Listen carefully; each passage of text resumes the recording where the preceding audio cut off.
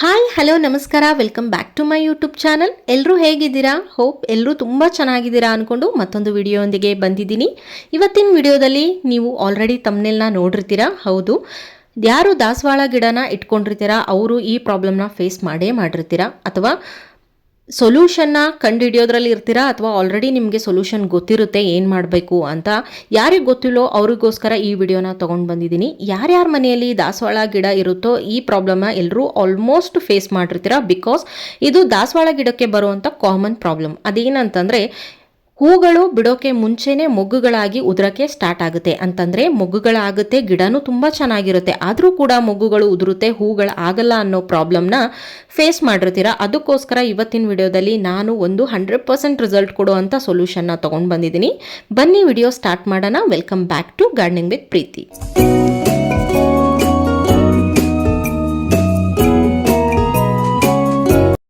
ದಾಸವಾಳದ ಹೂಗಳಲ್ಲಿ ಹೈಬ್ರಿಡಲ್ಲಿ ಸುಮಾರು ವೆರೈಟೀಸ್ಗಳು ಬರುತ್ತೆ, ಸುಮಾರು ಕಲರ್ ಬರುತ್ತೆ.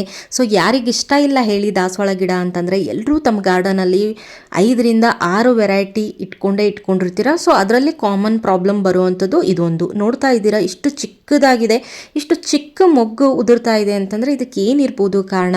ಯಾವುದೇ ಸೊಲ್ಯೂಷನ್ನ ನಾವು ಫಸ್ಟಿಗೆ ಯೂಸ್ ಮಾಡೋಕ್ಕಿಂತ ಮುಂಚೆ ಏನು ಕಾರಣ ಅನ್ನೋದನ್ನು ಫಸ್ಟ್ ತಿಳ್ಕೊಬೇಕಾಗುತ್ತೆ. ಇದ್ರ ಹಿಂದೆ ಇರುವಂಥ ರೀಸನ್ ಏನಿರ್ಬೋದು ಅನ್ನೋದು ಎಲ್ಲರೂ ತಿಳ್ಕೊಂಡು ಆಮೇಲೆ ನಾವು ಗಿಡಕ್ಕೆ ಟ್ರೀಟ್ಮೆಂಟ್ ಕೊಡೋಣ. ಅಂತಂದರೆ ಈ ಕಾರಣನೇ ಗೊತ್ತಿಲ್ಲದೆ ನಾನೇನೋ ಹೇಳ್ಬಿಡ್ತೀನಿ ಇದನ್ನು ಯೂಸ್ ಮಾಡಿ ಅಂತ. ಒಂದ್ಸಲ ನೀವು ಯೂಸ್ ಮಾಡ್ತೀರಾ, 15 ಡೇಸ್ಗೆ ಒಂದ್ಸಲ ಯೂಸ್ ಮಾಡ್ತೀರಾ. ಅದು ಆದಮೇಲೆ ನಿಮಗೆ ಕಾರಣ ಗೊತ್ತಿಲ್ಲ ಅಂತಂದರೆ, ನೀವು ಮಾಡೋ ತಪ್ಪುಗಳಿಂದನೇ ಇದು ಆಗ್ತಾ ಇದ್ದರೆ ಆ ತಪ್ಪನ್ನ ನೀವು ರಿಪೀಟ್ ಮಾಡಿದರೆ ಮತ್ತೇನಾಗುತ್ತೆ, ಮತ್ತೆ ಮೊಗ್ಗುಗಳು ಉದ್ರಕ್ಕೆ ಸ್ಟಾರ್ಟ್ ಆಗುತ್ತೆ. ಸೊ ಅದಕ್ಕೋಸ್ಕರ ಫಸ್ಟು ಕಾರಣ ಏನಿರ್ಬೋದು ಅಂತ ತಿಳ್ಕೊಳ್ಳೋಣ, ಆಮೇಲೆ ಅದಕ್ಕೆ ಸೊಲ್ಯೂಷನ್ನ ನಾನು ಹೇಳ್ತೀನಿ. ಫಸ್ಟಿಗೆ ನಾನು ಒಂದು 2-3 ರೀಸನ್ಗಳನ್ನ ಹೇಳ್ತಾ ಬರ್ತೀನಿ. ಇದರಲ್ಲಿ ಯಾವ ತಪ್ಪನ್ನು ಮಾಡ್ತಾ ಇದ್ದೀರಾ ನೀವೇ ಒಂದು ನೋಡಿ.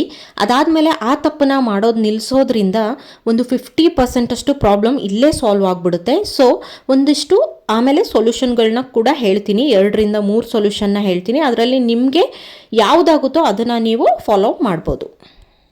ಬನ್ನಿ ಫಸ್ಟ್ ರೀಸನ್ ಏನು ಅಂತ ತಿಳ್ಕೊಂಡು ಬರೋಣ, ಹಾಗೆ ಅದಕ್ಕೆ ಸೊಲ್ಯೂಷನ್ ಏನು ಅಂತ ಕೂಡ ಹೇಳ್ತೀನಿ. ಫಸ್ಟ್ ರೀಸನ್ ಬಂದ್ಬಿಟ್ಟು ನೀರು ಕೊಡೋದು.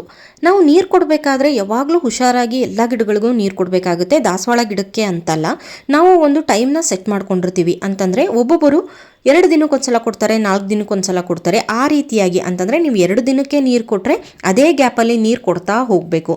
ನೀವೇನು ಮಾಡ್ತೀರಾ, ಒಂದ್ಸಲ 2 ದಿನಕ್ಕೆ ಕೊಡ್ತೀರಾ, ಒಂದ್ಸಲ 4 ದಿನಕ್ಕೆ ಕೊಡ್ತೀರಾ, ಒಂದೊಂದ್ಸಲ 8 ದಿನ ಮರ್ತೋಗ್ಬಿಡ್ತೀರಾ. ಅವಾಗ ಏನಾಗುತ್ತೆ ಅಂತಂದರೆ ಬೇರ್ಗಳು ಒಣಗಕ್ಕೆ ಸ್ಟಾರ್ಟ್ ಆಗುತ್ತೆ, ಹಾಗೆ ಫುಡ್ ಸಪ್ಲೈಯನ್ನು ನಿಲ್ಲಿಸೋದ್ರಿಂದ ಮೊಗ್ಗುಗಳು ಉದುರಕ್ಕೆ ಸ್ಟಾರ್ಟ್ ಆಗುತ್ತೆ. ಇದು ಒಂದು ಪ್ರೈಮರಿ ರೀಸನ್. ಇನ್ನು ಸೆಕೆಂಡ್ ರೀಸನ್ ನೋಡ್ಕೊಬರೋಣ. ಸೆಕೆಂಡ್ ರೀಸನ್ ಏನಂತಂದರೆ ಈ ಇನ್ಸೆಕ್ಟ್ಸ್ ಅಟ್ಯಾಕ್ ಆಗೋದು. ಲೈಕ್ ಈಗ ಅಫಿಡ್ಸ್ ಅಂತ ಇರುತ್ತೆ, ಹಾಗೆಯೇ ಹೆಚ್ಚಾಗಿ ದಾಸವಾಳ ಗಿಡಕ್ಕೆ ಮಿಲಿ ಬಗ್ಸ್, ಅಫಿಡ್ಸ್ ಅಟ್ಯಾಕ್ ಆಗೋದ್ರಿಂದ ಜಾಸ್ತಿ ಮೊಗ್ಗುಗಳು ಉದುರಕ್ಕೆ ಸ್ಟಾರ್ಟ್ ಆಗುತ್ತೆ. ಈ ದಾಸವಾಳ ಗಿಡಕ್ಕೆ ಇನ್ನೊಂದು ಇನ್ಸೆಕ್ಟ್ಸ್ ಇದೆ, ಬಡ್ ಮಿಡ್ಜ್ ಹಾಗೆ ಗ್ಯಾಲ್ಮಿಡ್ಜ್ ಅಂತ. ಇವೇನು ಮಾಡುತ್ತೆ ಅಂತಂದರೆ ತುಂಬ ಚಿಕ್ಕದಾಗಿರುತ್ತೆ, ನಿಮಗೆ ಅಟ್ಯಾಕ್ ಆಗಿರೋದು ಗೊತ್ತೇ ಆಗಲ್ಲ. ನಿಮಗೆ ವೈಟ್ ಡಾಟ್ಸ್ ಟೈಪ್ ಏನು ಕಾಣಿಸ್ತಾ ಇದೆ ಈ ವಿಡಿಯೋದಲ್ಲಿ, ನಿಮಗೆ ಆದಷ್ಟು ನಾನು ಝೂಮ್ ಮಾಡಿ ತೋರ್ಸೋಕ್ಕೆ ಟ್ರೈ ಮಾಡ್ತೀನಿ, ಬಟ್ ಅಷ್ಟು ಕವರ್ ಆಗಲ್ಲ, ನಿಮಗೆ ಅಷ್ಟು ಕಾಣಿಸಲ್ಲ ಅಂತ ಅನ್ಕೋತೀನಿ. ಆ್ಯಕ್ಚುಲಿ ಇಲ್ಲಿ ನೋಡ್ತಾ ಇದ್ದೀರಾ, ಈ ಹೂ ಬಿಟ್ಟು ಆಲ್ರೆಡಿ ಆಗಿದೆ, ಅದರ ಕೆಳಗಡೆ ನಿಮಗೆ ಒಂದು ಚಿಕ್ಕದಾಗಿ ವೈಟ್ ಡಾಟ್ ಏನು ಕಾಣಿಸ್ತಾ ಇದೆ, ಅದೇ ಆ ಬಡ್ ಮಿಡ್ಜ್ ಅಂತ ಅದನ್ನು ಕರೆಯೋದು. ಸೊ ಅದು ಅಟ್ಯಾಕ್ ಆದರೆ ಮುಗೀತು. ಇದೇನೋ ಹೂ ಬಿಟ್ಟಿದೆ, ಇನ್ನು ನೆಕ್ಸ್ಟ್ ಎಲ್ಲ ಮೊಗ್ಗುಗಳು ಉದ್ರಕ್ಕೆ ಸ್ಟಾರ್ಟ್ ಆಗುತ್ತೆ. ಸೊ ಅದಕ್ಕೋಸ್ಕರ ಇವಾಗಲೇ ನಾನು ಇದಕ್ಕೆ ಟ್ರೀಟ್ಮೆಂಟ್ ಕೊಡಲೇಬೇಕಾಗಿರೋವಂಥದ್ದು. ಸೊ ಇನ್ನೊಂದು ರೀಸನ್ ಏನಂತಂದರೆ, ಈ ನೈಟ್ರೋಜನ್ ಜಾಸ್ತಿ ಇರೋ ಅಂಥ ನೀವು ಏನು ಫರ್ಟಿಲೈಸರ್ನ ಯೂಸ್ ಮಾಡ್ತೀರಾ ಅದು ಕೂಡ ಕಾರಣ ಆಗುತ್ತೆ. ಹಾಗೆಯೇ DAP ಯಾರು ಯೂಸ್ ಮಾಡ್ತೀರಾ ತುಂಬ ಹುಷಾರಾಗಿ ದಾಸವಾಳ ಗಿಡಕ್ಕೆ ಯೂಸ್ ಮಾಡಬೇಕಾಗುತ್ತೆ. ಸ್ವಲ್ಪ ಕ್ವಾಂಟಿಟಿ ಜಾಸ್ತಿ ಆದರೂ ಕೂಡ ಮೊಗ್ಗುಗಳು ಉದ್ರಕ್ಕೆ ಸ್ಟಾರ್ಟ್ ಆಗುತ್ತೆ. ಸೊ ನೋಡಿದ್ರಲ್ಲ, ಇಷ್ಟು ರೀಸನ್ ಇದೆ. ಇದರಲ್ಲಿ ನೀವು ಯಾವ ತಪ್ಪು ಮಾಡ್ತಾ ಇದ್ದೀರಾ ಅದನ್ನು ಕರೆಕ್ಟ್ ಮಾಡ್ಕೊಳ್ಳಿ ಫಸ್ಟು. ಯಾಕಂತಂದರೆ ಏನೇ ನಾವು ಸೊಲ್ಯೂಷನ್ ಮಾಡಿದ್ರೂ ಅದ್ರ ಹಿಂದೆ ಇರುವಂಥ ರೀಸನ್, ಇದು ಯಾಕೆ ಆಗ್ತಾ ಇದೆ ಅನ್ನೋ ರೀಸನ್ ನಮಗೆ ಗೊತ್ತಾದಾಗ ನಾವು ಅದನ್ನು ಅವಾಯ್ಡ್ ಮಾಡ್ತೀವಿ. ಆವಾಗ ಅದು ತುಂಬ ಕಂಟ್ರೋಲಿಗೆ ಬರುತ್ತೆ. ಈಗ ಆಗಿರೋ ತಪ್ಪಿಗೆ ನಾವು ಏನು ಸೊಲ್ಯೂಷನ್ ಮಾಡಬೇಕು ಅನ್ನೋದನ್ನು ಈ ವಿಡಿಯೋದಲ್ಲಿ ನಾನು ಹೇಳ್ತೀನಿ. ಸೊ ಬನ್ನಿ, ಫಸ್ಟಿಗೆ ತುಂಬ ಕಡಿಮೆ ಮೊಗ್ಗುಗಳು ಉದುರ್ತಾ ಇದೆ ಅಂದಾಗ ನಾವು ಏನು ಮಾಡಬೇಕು ಅಂತಂದರೆ, ಪಾಟಲ್ಲಿರೋವಂಥ ಸುತ್ತಲೂ ಇರೋವಂಥ ಮಣ್ಣನ್ನು ಅಗೆದು ಅದಕ್ಕೆ ಒಂದು 2-3 ಮುಷ್ಟಿ ಆಗುವಷ್ಟು ಕಂಪೋಸ್ಟ್ನ ಕೊಡಬೇಕು. ನೀವು ವರ್ಮಿ ಕಂಪೋಸ್ಟ್ ಆದರೂ ಕೊಡ್ಬೋದು, ಕಿಚನ್ ವೇಸ್ಟ್ ಕಂಪೋಸ್ಟ್ ಆದರೂ ಕೊಡ್ಬೋದು, ಕೌಡಂಗ್ ಕಂಪೋಸ್ಟ್ ಆದರೂ ಕೊಡ್ಬೋದು. ನಿಮ್ಮ ಹತ್ರ ಯಾವುದಿದೆ ಅದನ್ನು ನೀವು ಕೊಟ್ಟು ಚೆನ್ನಾಗಿ ನೀರನ್ನು ಕೊಡಿ. ಸೊ ಇದು ಇನಿಷಿಯಲ್ ಸ್ಟೇಜಲ್ಲಿ ಅಂತಂದರೆ ತುಂಬ ನಮಗೆ ಇನ್ಸೆಕ್ಟ್ ಅಟ್ಯಾಕ್ ಆಗಿಲ್ಲ, ಕೆಲವೊಂದು 1 ಅಥವಾ 2 ಬಡ್ ಉದುರ್ತಾ ಇದೆ ಅಂದಾಗ ಇಷ್ಟನ್ನು ಕೊಟ್ಟರೆ ಇದು ನಿಮಗೆ ತುಂಬ ಚೆನ್ನಾಗಿ ರಿಸಲ್ಟ್ ಕೊಡುತ್ತೆ. ವರ್ಮಿ ಕಂಪೋಸ್ಟ್ ಕೊಡೋದ್ರಿಂದ ಗಿಡಕ್ಕೆ ಕಡಿಮೆ ಆಗಿರುವಂಥ ಮೈಕ್ರೋನ್ಯೂಟ್ರಿಯೆಂಟ್ಸ್ನ ಈ ವರ್ಮಿ ಕಂಪೋಸ್ಟ್ ಕೊಡುತ್ತೆ. ಸೊ ಅದಕ್ಕೋಸ್ಕರ ಇದನ್ನು ಯೂಸ್ ಮಾಡಿ. ಸ್ವಲ್ಪ ಜಾಸ್ತಿ ಮೊಗ್ಗುಗಳು ಉದುರ್ತಾ ಇದೆ ಅಂದಾಗ ನೀಮ್ ಆಯಿಲ್ನೂ ಕೂಡ ನೀವು ಯೂಸ್ ಮಾಡ್ಬೋದು. 5 ml ನೀಮ್ ಆಯಿಲನ್ನು ನೀವು 1 ಲೀಟರ್ ನೀರಿಗೆ ಹಾಕಿ ಗಿಡಕ್ಕೆ ಕೊಡ್ಬೋದು. ಸೊ ಇನ್ನು ನೆಕ್ಸ್ಟು ತುಂಬ ಉದುರ್ತಾ ಇದೆ, ಹೂಗಳೇ ಆಗ್ತಾ ಇಲ್ಲ, ತುಂಬ ಮೊಗ್ಗುಗಳು ಆಗ್ತಾ ಇದೆ, ತುಂಬ ಇನ್ಸೆಕ್ಟ್ ಅಟ್ಯಾಕ್ ಆಗಿದೆ ಅಂದಾಗ ಇಲ್ಲಿ ನೋಡ್ತಾ ಇದ್ದೀರಾ, ಇದು 100% ರಿಸಲ್ಟ್ ಕೊಡುವಂಥ ಸೊಲ್ಯೂಷನ್ ಆಗಿರುತ್ತೆ ನಿಮಗೆ. ಅಂತಂದರೆ ಎಪ್ಸಮ್ ಸಾಲ್ಟ್ನ ನೀವು ಯೂಸ್ ಮಾಡ್ಬೋದು. ಈ ಮೆಗ್ನೀಷಿಯಮ್ ಕಡಿಮೆ ಆದಾಗಲೂ ಕೂಡ ಗಿಡಕ್ಕೆ ತುಂಬ ಮೊಗ್ಗುಗಳು ಉದುರಕ್ಕೆ ಸ್ಟಾರ್ಟ್ ಆಗುತ್ತೆ. ಅಂತಂದರೆ ಮ್ಯಾಗ್ನೀಷಿಯಮ್ ಕೊರತೆ ಇರೋದಕ್ಕೆ ಗಿಡಗಳಲ್ಲಿ ಮೊಗ್ಗುಗಳು ಆಗುತ್ತೆ, ಆದರೆ ಉದುರುತ್ತೆ. ಸೊ ಅದಕ್ಕೆ ನೀವು ಎಪ್ಸಮ್ ಸಾಲ್ಟ್ನ ಯೂಸ್ ಮಾಡ್ಕೋಬೋದು. ಈ ಎಪ್ಸಮ್ ಸಾಲ್ಟ್ನ ನೀವು ಆನ್ಲೈನಲ್ಲಿ ಅಥವಾ ಆಫ್ಲೈನಲ್ಲೂ ಕೂಡ ಪರ್ಚೇಸ್ ಮಾಡ್ಬೋದು. ಆನ್ಲೈನಲ್ಲಿ ಪರ್ಚೇಸ್ ಮಾಡಿದರೂ ತುಂಬ ಒಳ್ಳೆಯದು, ರಿವ್ಯೂ ನೋಡಿ ತರಿಸ್ಕೊಳ್ಳಿ. ಹಾಗೆ ಆಫ್ಲೈನಲ್ಲಿ ಅಂತಂದರೆ ನಿಮ್ಮ ಎಲ್ಲ ನರ್ಸರಿಗಳಲ್ಲೂ ಇದು ಸಿಗುತ್ತೆ, ಚಿಕ್ಕ ಚಿಕ್ಕ ಪ್ಯಾಕೆಟ್ಗಳಲ್ಲೂ 50 ಗ್ರಾಮ್ ಪ್ಯಾಕೆಟ್ಗಳಲ್ಲೂ ಇದು ಸಿಗುತ್ತೆ.